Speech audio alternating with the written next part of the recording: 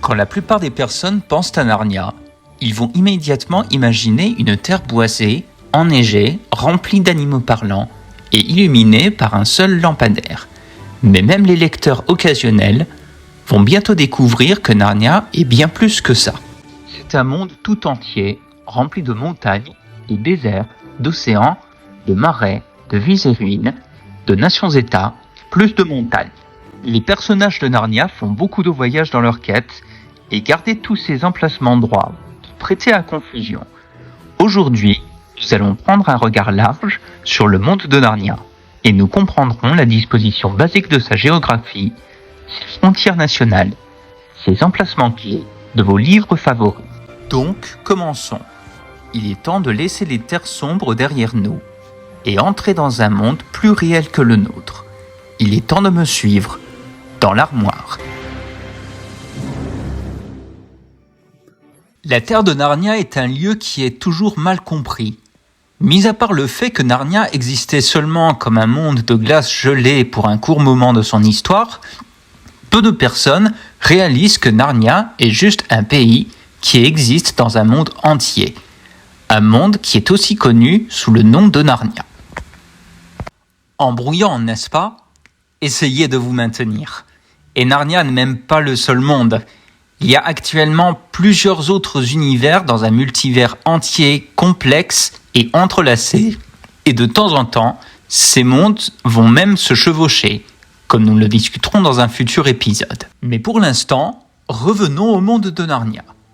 Nous avons d'abord découvert l'existence de pays étrangers dans le premier vrai livre, l'Armoire magique, qui d'ailleurs est la seule façon de commencer à lire Narnia, et nous en parlerons dans un futur épisode. Dans la scène préférée des fans, Lucie rencontre Monsieur Tumnus pour la première fois. Monsieur Tumnus nous donne des indices sur le monde qui entoure Narnia. « Je suis enchanté de faire votre connaissance, Monsieur Tumnus », s'exclama Lucie. « Puis-je vous demander, ô Lucie, fille d'Ève, dit Monsieur Tumnus, comment êtes-vous entrée à Narnia ?»« Narnia, qu'est-ce que c'est ?» s'étonna Lucie. « C'est l'endroit où nous nous trouvons en ce moment, » expliqua le faune. « Le domaine de Narnia comprend toutes les terres qui s'étendent entre le réverbère et le grand château de Cair Paravel, situé sur la mer orientale. Et vous, est-ce par les farouches forêts de l'Ouest que vous êtes venu ? » « Moi, je suis entré par l'armoire de la chambre d'amis, » répondit Lucie. « Ah !» regretta M. Tumnus, avec une voix un peu mélancolique. « Si seulement j'avais mieux étudié la géographie lorsque j'étais un petit faune, je saurais tout sur ces pays étrangers. C'est trop tard maintenant. » Ainsi que nous l'explique M. Tumnus, Narnia est flanqué par les bois sauvages à l'ouest, qui commencent au réverbère, et les grands océans de l'est. Et alors que Tumnus ou Lucie n'en savent pas grand-chose, on nous a donné un guide sous la forme d'une carte officielle de Narnia, créée par l'illustratrice de Narnia Pauline Baines et M. Lewis lui-même. Et c'est important parce que beaucoup de cartes ont été créées à travers les ans par des personnes qui ont essayé d'assembler la géographie de Narnia basée sur ce qu'ils lisent dans les livres. La plupart de ces cartes se contredisent les unes les autres. Certaines ne sont pas claires et certaines sont ouvertes pour interprétation. Pourtant, cette magnifique illustration est autant une histoire de Narnia qu'une carte. Ça déborde de repères, de notes et d'importants points d'intérêt. Et en suivant les détails de la carte, on peut voir que c'est entre ces frontières que la majorité de l'armoire magique se déroule. C'est là où vous trouverez des monuments remarquables, incluant le palais de la Reine Blanche, la loge des castors, les tables de pierre, le Grand Marais et la légendaire citadelle des rois et reines de Narnia, Cair Paravel. Au nord, Narnia a une frontière avec la petite terre d'Edinsmore. Après avoir quitté le Marais, Edinsmore était le premier point de cheminement pour Giles, Eustache et Puddlegum, alors qu'ils suivaient la quête d'Aslan dans le fauteuil d'argent. Sur leur route, ils ont croisé le pont des géants et ont évité les géants qui jettent des pierres, alors qu'ils avançaient vers les terres glacées du nord. Les terres du Nord étaient le domicile de la race la plus barbare des géants du Nord. C'était aussi le territoire de la sorcière verte et l'endroit de passage vers un profond monde souterrain connu sous le nom de sous-terre. Si nous voyageons plus loin vers le nord, en assumant qu'on puisse survivre, nous trouverions de plus grandes montagnes et éventuellement le pays d'Aslan.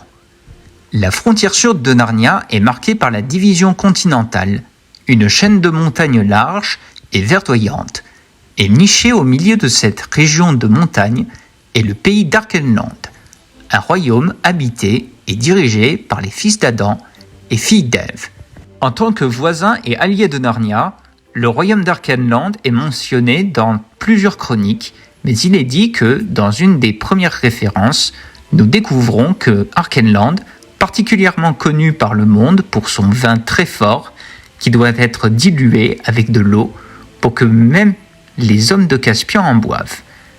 Mais encore plus important, on se rappelle d'Arkenland comme l'endroit de la grande bataille d'Anvar, du cheval et son écuyer. Avant d'arriver à Anvar pour prévenir d'une invasion à venir, Shasta Bui, Aravis et Nguyen ont voyagé encore plus au sud, à travers le grand désert, jusqu'à notre dernière destination, dans le grand empire du sud de Calormen. Au début, nous ne savons pas grand-chose sur Calormen. Dans les premières années de l'âge d'or, Narnia a reçu une certaine forme de relation diplomatique avec Calormen. Nous en apprenons un peu plus de l'Empire dans le Prince Caspian, quand le roi Peter, se tenant dans les anciennes ruines de Car-Paravel, va finalement reconnaître les pommiers qui ont jadis été plantés par les ambassadeurs telmarins. « Ne vous rappelez-vous pas ?»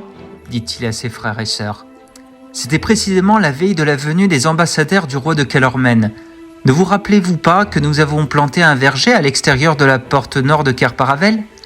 La plus célèbre des divinités des arbres, Pomone elle-même, vint pour lui jeter des sorts favorables. Ce furent ces braves petites bonnes femmes, les taupes, qui creusèrent les trous.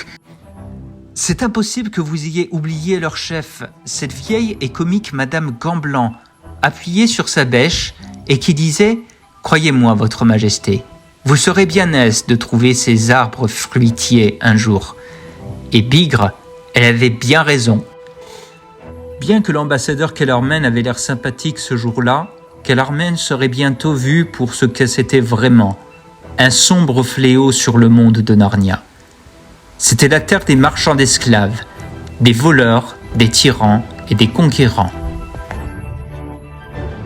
Après avoir complètement conquis les terres du sud, ils finiraient par jeter leurs dévolus vers le nord, d'abord sur Arkenland et ensuite sur Narnia elle-même. Et à partir de ce point, Calormen deviendra l'ennemi sombre et inquiétant de Narnia, même jusqu'à la grande bataille finale, à la fin de Narnia.